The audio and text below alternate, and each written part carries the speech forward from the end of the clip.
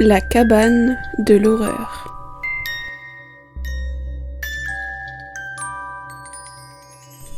Votre dose de frissons.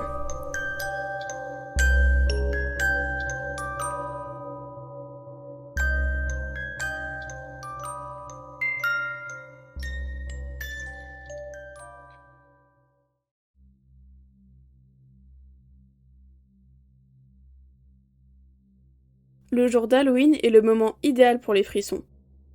Autant pour les enfants que pour les adultes. Certains adorent cette fête et la célèbrent avec enthousiasme. D'autres n'y voient aucun intérêt et ne comprennent pas pourquoi on célèbre les morts. Au fond, chacun pense ce qu'il veut et fait ce qui lui semble juste. Dans le village de Valmont, en revanche, Halloween est pris très au sérieux. Les habitants décorent leurs maisons, les commerçants jouent le jeu aussi, et les écoles, comme les centres de loisirs, organisent la traditionnelle chasse aux bonbons la nuit du 31. Mais un lieu, en particulier, attire chaque année bien plus d'attention que les autres. L'ancienne prison du village, aujourd'hui reconvertie en musée. Pendant la Seconde Guerre mondiale, ce bâtiment a servi de lieu d'emprisonnement temporaire. Avant d'être transféré vers la grande prison régionale, les détenus passaient par là. Selon la gravité de leurs crimes, ils étaient enfermés soit au premier étage, réservé aux infractions les plus légères, soit au sous-sol, destiné aux criminels jugés plus dangereux. La prison a définitivement fermé ses portes en 1961. Depuis, elle est ouverte au public. L'endroit a partiellement été réaménagé pour lui donner l'apparence d'un musée. Les cellules ont été conservées, mais on y a ajouté des objets du quotidien de l'époque, exposés derrière des vitrines. Des panneaux explicatifs racontent l'histoire du lieu de manière officielle, presque aseptisée. Car, évidemment, de nombreuses histoires entourent cette prison. Les conditions de détention y avaient été effroyables. Les prisonniers étaient entassés dans des cellules d'à peine 15 mètres carrés, parfois à 20 dans le même espace. L'air y était irrespirable, la lumière rare. Beaucoup avaient fini par perdre la raison. D'autres y avaient laissé la vie, entre ces murs de pierre, dans des circonstances jamais vraiment éclaircies. Avec le temps, ces morts et ces folies ont nourri l'imaginaire collectif.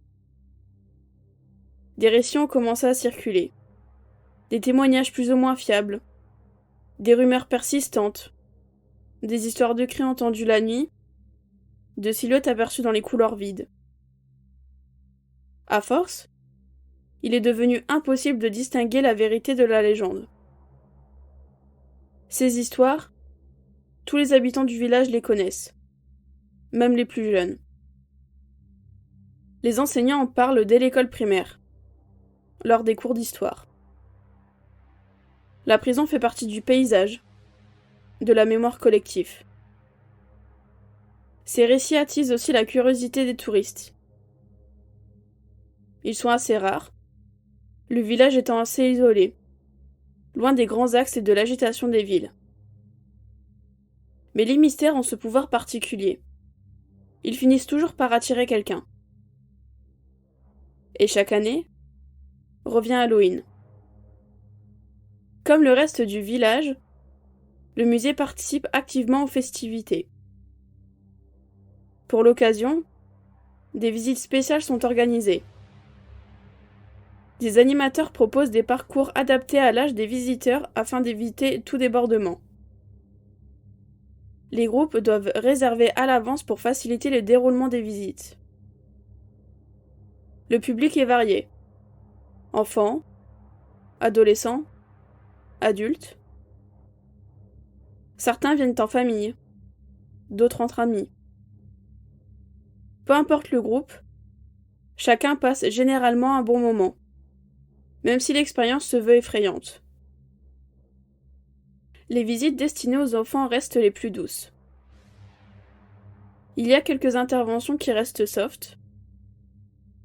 Les décors sont artificiels, volontairement exagérés, simplement spooky. Pour les plus âgés, en revanche, l'ambiance est bien plus corsée. Le rôle des acteurs est plus important et effrayant. Les décors deviennent plus sombres, plus réalistes, parfois même gore. Le principe reste pourtant le même. Un membre du personnel guide les visiteurs à travers les couloirs de la prison, tandis que des événements ponctuent la visite. Du moins, c'est ce qui est habituellement prévu. Car une visite a, un jour, mal tourné. C'est arrivé quelques années plus tôt. Un groupe d'enfants participait à l'une de ces visites spéciales la veille d'Halloween. Une médiatrice du musée avait été chargée de les accompagner.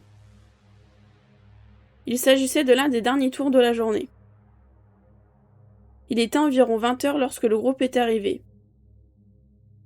Les enfants étaient accompagnés de leurs parents, mais ces derniers étaient restés à l'accueil pendant la durée de la visite, peu intéressés par l'événement. Les enfants, eux, se connaissaient tous. Ils allaient dans la même école et étaient amis. Ils avaient entendu parler de cette visite par un employé de la bibliothèque du village, lors d'une sortie scolaire. L'idée avait rapidement fait son chemin. Halloween, une ancienne prison, une visite réservée aux enfants, tout était réuni pour piquer leur curiosité. Dès leur entrée dans le musée, ils avaient été impressionnés par les lieux. Tout leur semblait différent de ce qu'ils voyaient au quotidien. Avant même le début de la visite, ils s'étaient attardés longuement devant les objets exposés dans le hall et les décorations mises en place. La guide avait fini par perdre un peu patience et les avait doucement pressés d'avancer. Le planning devait être respecté à la lettre. Une règle imposée par la direction. La visite avait commencé par l'étage des petits crimes. Les cellules y étaient relativement grandes. Certaines disposaient même de toilettes rudimentaires. Les murs étaient couverts de dessins et d'inscriptions, parfois très détaillées. Ce qui rendait ces traces impressionnantes, c'était de savoir que les prisonniers n'avaient eu accès qu'à très peu de matériel à l'époque. Les enfants étaient fascinés. Ils posaient sans cesse des questions sur les inscriptions, leur signification, les personnes qui avaient été enfermées là. La guide répondait tout en les encourageant à avancer. Alors que le groupe s'apprêtait à quitter l'étage, une silhouette apparut derrière les barreaux d'une cellule. Un homme vêtu d'une ancienne tenue de prison se tenait là. Il souriait, le regard absent. Il leur demanda s'ils savaient pourquoi il était enfermé. Puis, il expliqua qu'il attendait sa libération depuis très longtemps. Les enfants, déstabilisés, commencèrent à paniquer. Une grosse araignée apparut également et passa entre les barreaux de la cellule. Chose qui aura fait peur à la moitié du groupe.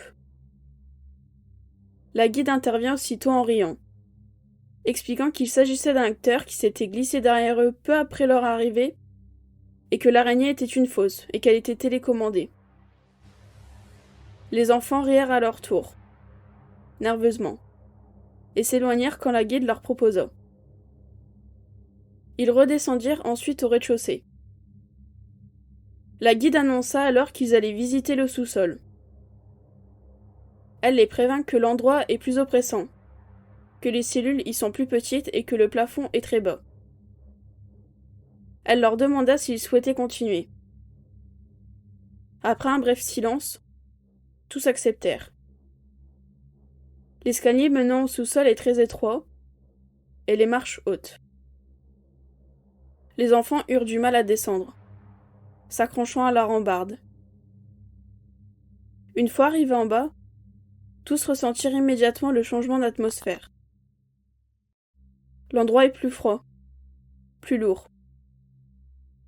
Ici, aucun confort, pas de toilette, ni d'aménagement. Les inscriptions sur les murs sont plus sombres, plus inquiétantes. L'endroit était tellement effrayant qu'aucun des enfants ne fit de remarques sur les décorations.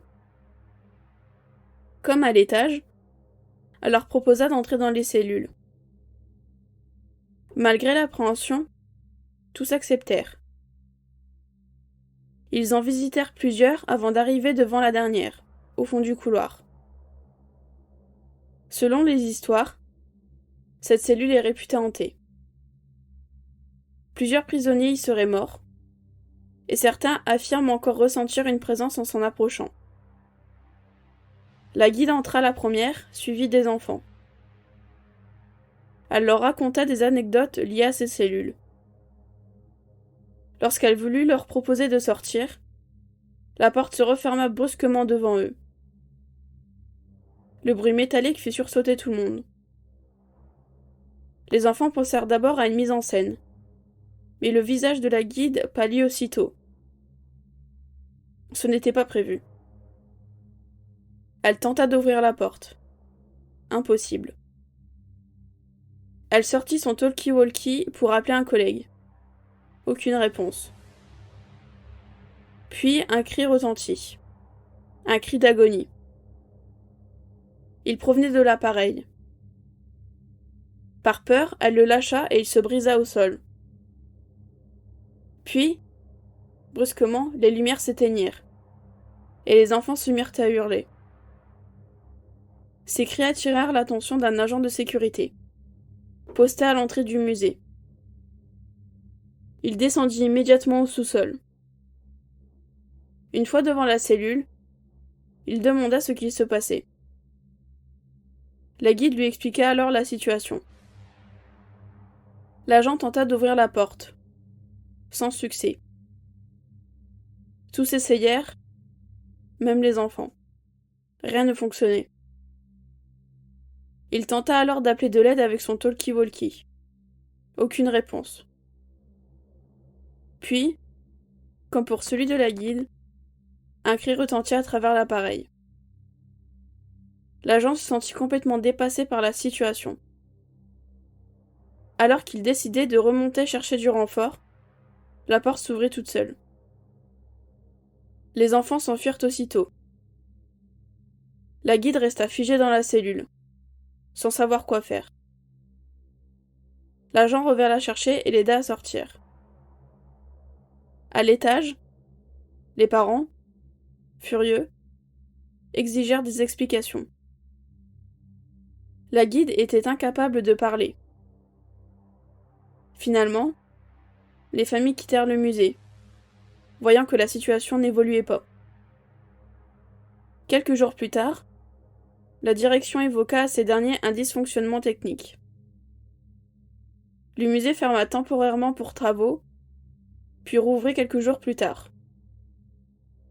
Mais les enfants, la guide et l'agent savaient que ces réparations seraient inutiles. Quelque chose de surnaturel s'était produit ce soir-là, et personne ne les aurait crus s'ils en avaient parlé.